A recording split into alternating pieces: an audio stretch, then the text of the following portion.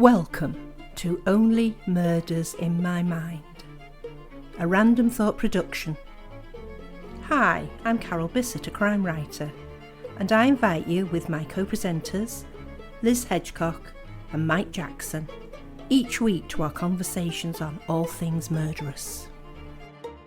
Hello everyone, and welcome to another episode of Only Murders in My Mind. And as usual, I have the joy of having Liz Hedgecock with me. Hello. And Mike Jackson. Hello, Carol. Hello, Liz. We three meet again in thunder, lightning, or in rain. But actually in sunshine It today. is. Might not last, but it's sunshining today. I think summer's arrived. Hope you're all well, and usual thing, will you hit the subscribe button, the like button, tell your friends about our podcast. We're really pleased with the amount of, it's called views, but it's people listening, isn't it? As long as people want to listen, we'll carry on. And we'd love to know what you hear about us. Put something in the comments as well. Yeah. So we want to interact with our fans, listeners. So today we're going to talk about a very popular detective, fictional detective, obviously, and this is Maigret, and this has gone through the years in different reincarnations, hasn't it? And we were just talking about the writer's surname, and we think it's Georges Simenon. Yeah? Simenon, I think. Yeah. Simenon. Yeah. And I have enjoyed, I've not read the books, but I have watched films, TV shows, etc., and always really been drawn in to this character and his method of detecting. So I know, Mike, you enjoy this particular person, don't you? Yeah, again, like you, Carol, I don't think I've ever read any of his books, but I do enjoy watching the TV programs, and I think the latest one had, who was playing Maigret? I want to say Sean Bean. No, Rowan Atkinson. Rowan Atkinson, yeah. And he did a cracking job, in my opinion. Anyway. Yeah. See, I've never seen the adaptations, but I've read some of the books. Oh, right. Not all of the books, but some of the books. Yeah. What did you like about the books, Liz? I think they feel very different. Yes. Yeah. And it's that kind of dogged pursuit. And we talked in a previous episode about, it was our psychics episode, wasn't it? We were trying to think of someone who doesn't have a psychic, and Maigret was the person we came up with, I think. And you do get that feeling of him as a man alone, generally in Paris or somewhere like that, stalking through the night city looking for their person. There's always a bit of grittiness to them too, and a bit of some darkness as well. Yes. Yeah, I remember watching one, and they were talking. It was very sort of like the Yorkshire Ripper type of things, where women were being murdered on the street, and they were trying to catch him. Yeah, the killer. We're presuming it's a him. It usually is. Yeah. I mean, Maigret to me always seems almost torn, as though he's having that inner turmoil. You know, that if he doesn't catch this serial killer, it'd be his fault. If somebody else gets killed. You can see him having that sort of battle within himself, doubting himself. And he has to go on, even if he's tired, hungry, whatever it is, because no one else is going to do it. It's all down to him. Yeah. I mean, he wrote, apparently, correct me if you've got more information than me, 75 novels on Maigret and 28 short stories between 1931 and 1972. That is a massive output of work. He was a prolific writer and a speedy writer. Yeah. Well, I think I read he wrote, hundreds of novels, as not well just as them. Yeah. So And you say lots of short stories, and they weren't all a lot of them were Maigret short stories, but there were a lot of other ones as well. So he was a driven man. He was, yes, yeah. Apparently he was known for his rapid writing pace. Apparently he'd have to be. Yeah, he completed a novel usually in about a week and a half. Oh, good heavens! Gosh, I mean they are quite short. Yes, even so. Are they short like mine? Very, very fast paced. Yeah, I mean, I tend to borrow the Maigret books from Liverpool Central Library. Lovely library. If you haven't been, do go. And they have it feels like they have an absolute stack of them, but they're quite thin, little books, and that's kind of something I like about it. It feels like a very concentrated experience, like having an espresso or something. That's right. Yeah. Not that I drink coffee, but that's interesting, because, as I say, I've never read any of the books, and I always wonder whether my books are too short because they're detective, because they tend to be quite, big volumes. Detective stories. Yeah. So, well, if that worked for him, I think it's a fashion thing. Yeah. To be quite honest, the length of novels, because if you think back to, I don't know, Virginia Woolf, those aren't particularly long. Is it driven by the publishers, do you think? Because I know I've heard aspiring writers say that agents and publishers will not consider a novel, particularly of the genre that we write, under like 65,000 words or something like that. Yeah, I mean, there's publishers who will say, your manuscript needs to be between this and this. Otherwise, unfortunately, you can't consider it.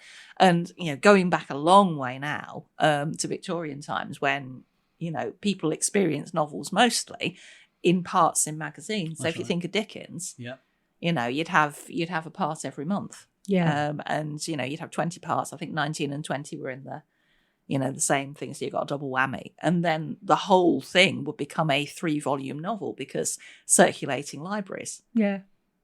So you got a good bang for your buck or whatever. Yeah, and we've talked about Sherlock Holmes being it was serialised, wasn't it?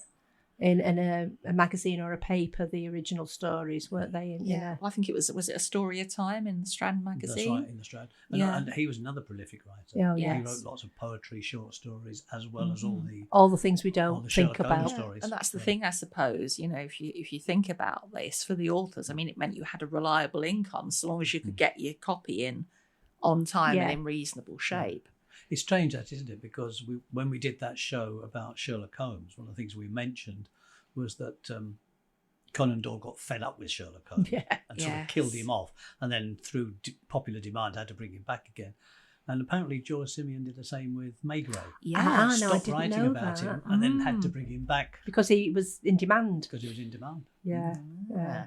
I know you were saying about him not having a sidekick. Apparently in the television series, there was him and 3 important characters that were always included, and they were called the Faithful Four. I don't know whether you've heard about that. So how did that work? Well, as I say, in the books, apparently there was a team, but when it came to the TV or films, things like that, they just narrowed it down to what they considered to be important characters, and they were known. And his wife always had a very big influence. I was just going to say that, certainly in the last series I saw with Rowan Atkinson, his wife had a big series. But she seemed to be almost playing that part, going back to what you were saying just now, Liz, of telling him to slow down. Yeah. Because he was getting so worked up about She was worried about his health. She was almost that sort of person who was trying to bring him back to... Whereas in the last Maigret I read, he'd be thinking things like, I need to go home, I need to rest, I need to go back to my wife, I need to see my wife. But he couldn't because he was in the throes of their case. Yeah. So, yes. Apparently... interesting, the differences, isn't it, between the original and the adaptations? Yes. Well, that's always the same, isn't it? That once TV people or the film people get hold of it, they will juggle the story around to fit what they think their audience is going to be. Yeah. And also what works on the page doesn't necessarily work on screen. Yeah. I mean, the information that I looked at, they said that the TV adaptations were as close to the books as they could keep them. But if you've not got a massive storyline to work with, as you said, they're not 100,000 word novels, you probably can't mess about with it too much, would you think? Well, it's that, but also I think from my understanding is that if an author sells her or his rights to a film company or to a TV company, then they lose control over what is adapted. Yeah, I mean, they probably get a little bit of say, but I imagine even if you have some kind of, producer credit, you don't necessarily get to say you're absolutely not doing that. No. I know the first guy that played Maigret, whose name I can't remember, I should have written it down. the writer was very pleased because the figure of Maigret that he'd written was a big, larger than life guy. Yeah. He smoked this pipe. He used to wear different hats. He used to sort of, like you say, internalise a lot, about what was going on. And that the original actor was, as far as he was concerned, was like spot on. For it. But as you say, Rowan Atkinson did a really good rendition, didn't he? I was very impressed, considering how different he was from that original actor. I can't remember now, but I wonder whether Rowan Atkinson smoked a pipe at all, because it's out of fashion nowadays to have smoking on television. Yeah. Well, also, I mean, the other thing is, in lots of places you can't smoke indoors. So, it would really impede him, wouldn't he? You had to keep knocking it out all the time before he goes in somewhere. So, yeah. Did you see, is it Michael Gambon who played Maigret as well? What was he like in the role, did you think? It's going back a while now, but Sorry. I like Michael Gambon. Yes, a good actor. He did a good job. Yeah, that's probably the guy I'm thinking of, actually. Yeah. Because they haven't had that many actors play the role. Well, I think the thing is with Maigret, it's been a very popular book, but it's not necessarily been a popular TV series. No, maybe not. I think it possibly was back in the, I don't know. It was the 70s, 80s. It was the early 60s, I think. 60s. It was at its height as a television program, 60 to 63. But then, of course, there would have been showing it. Yes. And then this series that we're talking about now with Rowan Atkinson started in 2022. And I think he did 2 or 3. I'm not sure. I can't remember now. But they were very, very, very good. Funny thing about it is, talking about the Maigret smoking pipes, I discovered that apparently Georges Simenon owned more than 300 pipes. Oh, he was a pipe smoker, was he? Wow. Which he chain smoked, like his famous character, and apparently he confessed that he liked to smoke 6 to 8 pipes during the creation of one chapter. Wow. Yeah. Good heavens. Oh dear. He's a fascinating character. Apparently, before beginning a new book, he had an unusual ritual, and that was he'd undergo a medical checkup to ensure he was in good health. But he extended that precaution to his children as well, believing that any illness during the writing process would ruin the work. Oh. Now that's what you call being ridiculous. Definitely. Well, if he wrote all those, he must have been at the doctor's a lot if he wrote all those. Well, the other thing is... all that smoking probably preserved him. Yeah. Like a kipper. He was notorious for his numerous love affairs. Oh. Where did he find the time? He claimed to have had thousands of lovers. Many of them were ladies of... ill repute? That's the fella. Oh. Where did he find the time was the thought that came to my mind. I just wonder if he was working on his plots while all this was going on. Probably why he had to complete a novel in a week and a half. Quite possibly, yes. Probably why he had to have medical checks on a regular basis as well. I imagine the nicotine helped him stay awake. Good grief. Apparently he was a very meticulous person, though, because, again, something else I found out, that his work environment was quite unique. He always kept 48 sharpened pencils on his desk, and he used to throw each one away as soon as the point wore down. So rather than resharpen it, he got another pencil. I suppose if you're working that quickly, you probably don't feel as if you've got the time to sharpen a pencil. You have 48. Well, you could just put it in the drawer and then, deal with it later. Possibly, yes. Maybe they were 48 pencil novels. Yeah. And apparently, maybe that's how he measured the length of it. He pinched a "Do Not Disturb" sign from New York's Plaza Hotel, and he put it on the door of his study while he was writing to make sure that he wasn't disturbed. He seems like a very meticulous gentleman. Yes. Which would account for the number of novels, short stories, etc. that he wrote. Well, I suppose if you get your environment the way you like it, then clearly he was protecting it at all costs, I guess. Yeah. No blunt pencils.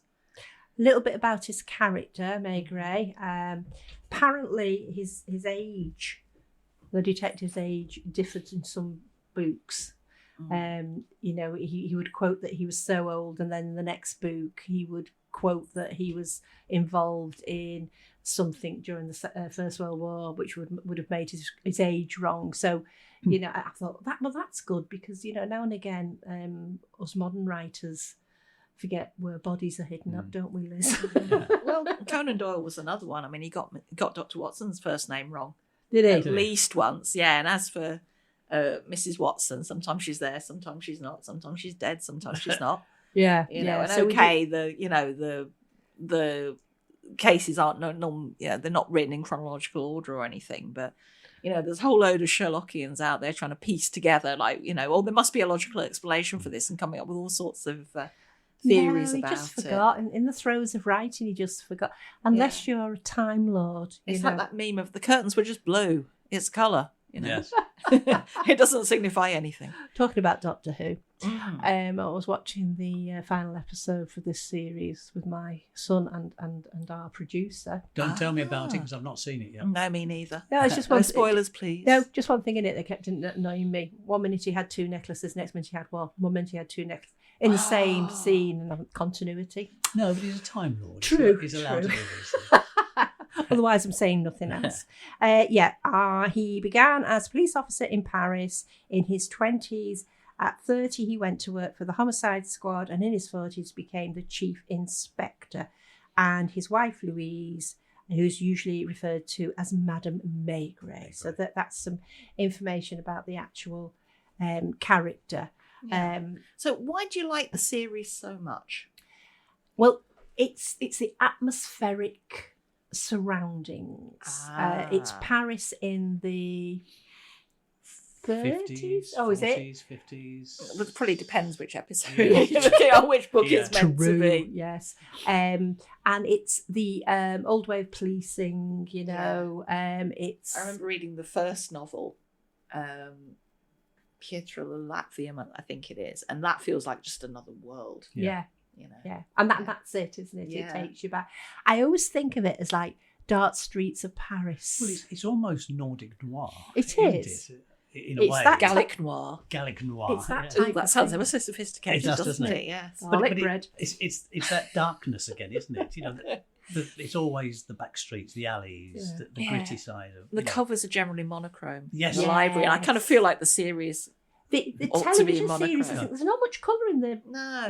I can see why not. Even the modern ones are, there is colour, but it's very muted and that's... And even though, as you've just said, they're not long novels, I feel it's paced well for when they actually get to solve it. It doesn't feel like they're jumping to conclusions. So is it one case per episode, or do the cases go on over it? Is there an arc? No, I get the feeling it's a bit like Conan Doyle, where each book was a individual standalone. Yeah, I meant for the adaptation. So if you watch an episode of Maigret, is that one case is wrapped up? Oh, trying to think when I watched that. No, I've got a feeling they may have been short series, maybe only 3 or 4 episodes, but it would have covered one book. One story. Yeah. Oh, they'll be keeping going forever then, won't they? Well, they could do. Yeah. Because... I don't know how popular it would be because it's not as first of all. There's none of that banter. Yeah. Even with your Nordic noir, which we've talked about before, there's usually a sidekick alongside. I imagine if there's any banter, it'll be with the person they're trying to catch, or the people who are they're trying to get information out of. But his very close crew that he works with would lay down their life for him. Yes. They would literally take a bullet for him. Yeah. So that comes over in the series and probably in the books as well. What inspires that loyalty? Because he's a very fair person. Yeah. He doesn't very calm. Yeah, always level-headed. He doesn't bark at them, and if something goes wrong, he might tell them why it's gone wrong, but he doesn't take them to task. So they feel they're working for a really good boss. And he's got a good relationship with his boss as well, who always believes that he's going to solve the case. So I'm not sure that I ever would see it as being a blockbusting series on TV that was series 1 followed quickly by series 2, series 3, series 4. Yeah. I think it's not everybody's cup of tea. Some people might find it a bit slow because he doesn't move at the, his whole manner and the whole way that he does things is very slow, very methodical, and sometimes because he is thinking a lot, you're not necessarily always sure about what he's thinking. He's not going to share. I've had all these clues, and we must look at this one and that one. Things get planted, and you can almost see him on the screen. Yes, thinking these through. This going back to what that turmoil is. He'll pick something up and say something more or less to himself. Yes, and then put it down again, and maybe his sergeant's behind him talking to him, and they'll go, "What did you say?" Because he's not been listening. He's been, and that's the sort of, that means something. And then it becomes evident what it does mean, sort of 10 minutes later or 15 minutes later. Right. It's strange, isn't it? Going back to the author himself, to Georges, it's a bit like Conan Doyle. They're prolific writers. They write lots and lots and lots, but they only get remembered for one thing. Conan Doyle tends to be remembered for Sherlock Holmes. Georges Simenon tends to be remembered for Maigret, and yet he lost it. But apparently he had to keep up with his prolific output, and because he didn't want to saturate the market under a single name, he used at least 17 different pseudonyms. Oh, good grief! Such as G-Sim, Georges Sim, Geo-Sim. One of the ones I really like. Aramis. Ooh. Yeah. Genesis. Bobette. Ooh. Oh. Wow. On that, do you think today's writers, we do have people who saturate the market? Yeah, I was going to say write under pseudonyms. Do people still... Because can do, yeah. The whole thing about, especially if you're indie published, like we are, is having a presence. Yes. So do you say, I'm Crystal May from America, and obviously I'm not. Well, you would say that, wouldn't you? Or do you just say who you are? Well, it depends, doesn't it? Depends if you vary genre. Yes. Because I think some people feel like, well, if you write, I don't know, sweet romance, and if you also write spine-chilling horror, then you don't necessarily want the two readerships, finding your your Crystal May, Death in a Dungeon books if they're expecting, Hearts and Flowers. Yes. Yeah. So I think some authors do. I think if your genres don't vary that much, then it's fine. And also, it's a lot of work to keep up a pen name. Yes. So, an example I can think of is Imogen Clark, who writes, I think she writes kind of contemporary novels, Postcards from a Stranger, that's one of hers. Yeah. Well, she's also Izzy Bromley, under which she does things like, I think, Table for Five and The Coach Trip. So the covers look completely different from the two series, and I can see why she's differentiated them. Yeah. So people still do that. Another thing is in traditional publishing, I remember someone saying that, if your name that you're using starts not selling so well, and maybe you get dropped by your publisher, then maybe what you do is you submit to, whoever, and you have an exciting, fresh pen name so that you can basically launch it as a debut again. Oh, never thought of that. It didn't work for J.K., did it, when she wrote as the strike novels? Galbraith, She writes them under a pen name, and what she wanted to do was see if she would get the same sort of readership launching as a new author under that name, and somebody from the publishing company leaked it. Now, which was convenient. Actually, did they leak it on purpose or did they leak it by accident? I think it took her a while to get a deal, didn't it? With the new name, and I think she was with a fairly. I don't know, was she with a fairly small publisher? Yeah. Oh, very. Yeah. Yeah, and then all of a sudden, it the secret was out. But yes. Did you know, going back to George, I had no idea what. going back to Georges Simenon's. Oh yes, that's pen what we're supposed to be names. talking about, isn't Yeah, it? well, I need to keep you on. Apparently, he published Sorry, over Mike. 1,200 stories Oh, my using life. 15 different. You'd have to have a ledger, wouldn't you, to keep He up probably with did. a diary to Well, he make sure. certainly wouldn't have had a computer. No. No, But did you also know? no. See, it just shows I do my homework. You Yes, do you your do. You're homework. very You're good. very Get a conscientious. star. He used telephone books. Now, we don't have telephone books, but those I of us- remember those. Yeah, those of us a certain age can remember telephone books. Mhm. And he used to use telephone books for inspiration. And apparently he kept 150 telephone books from different countries in his study. Wow. And when he was searching for a name for a new character, he would spend hours poring over these telephone books. And then he'd copy about 300 names onto a yellow manila envelope and then read these names out loud over and over again until one of them would sound right for his next character.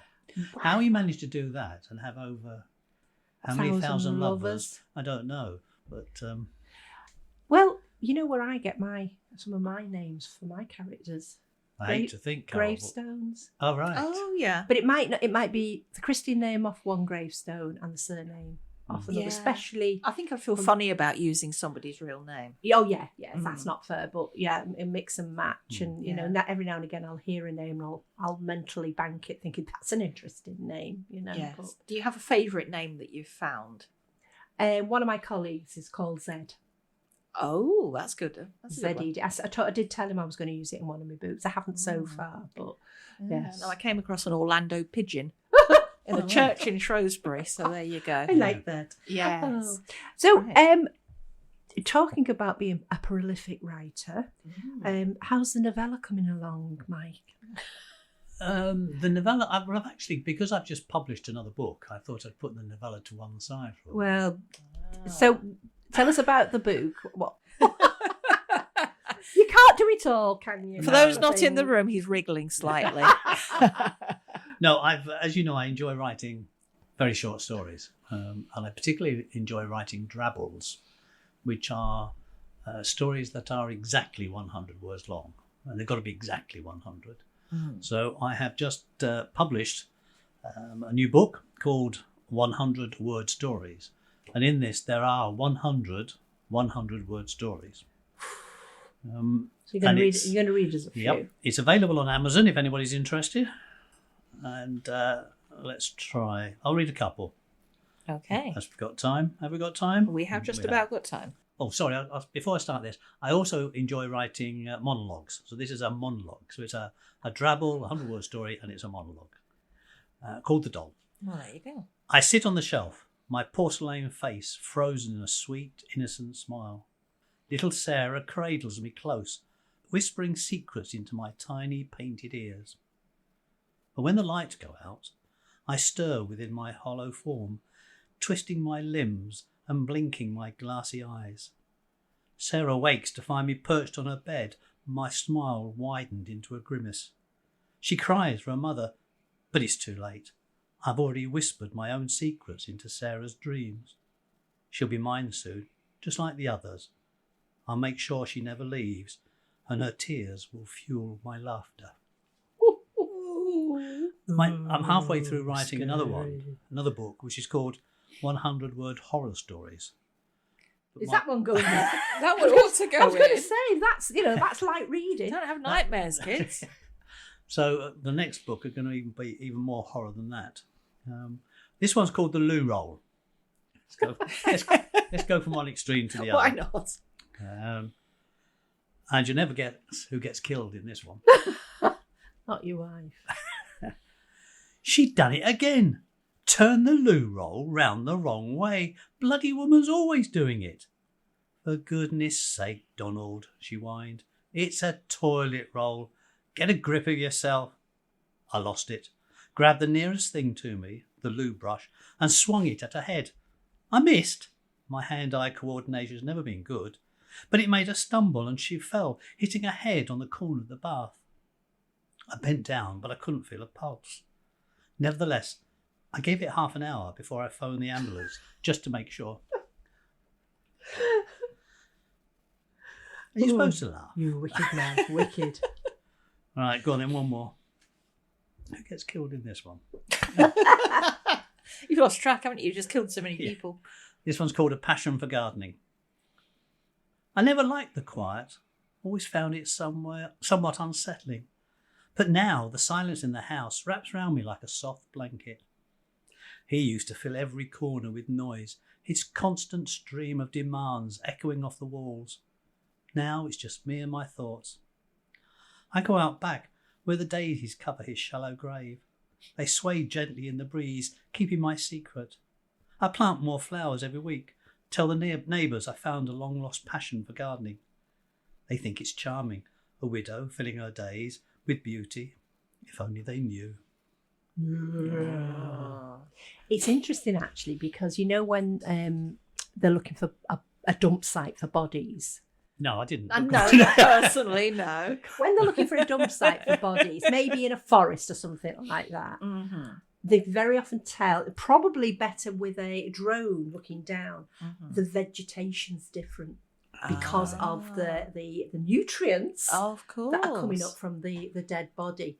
So her garden would have been beautiful. Yes, yeah. You know, really but nice. a bit of a telltale sign. It though. is. Yeah. A person-shaped flower bed. I remember watching one, I can't remember which series it was now, and the pathologist goes, we need people here and here and here, and then it goes up and it shows you, and there must be about 15 of these, like, where it actually looks like a grave where the grass has grown differently. Ooh. And on that note,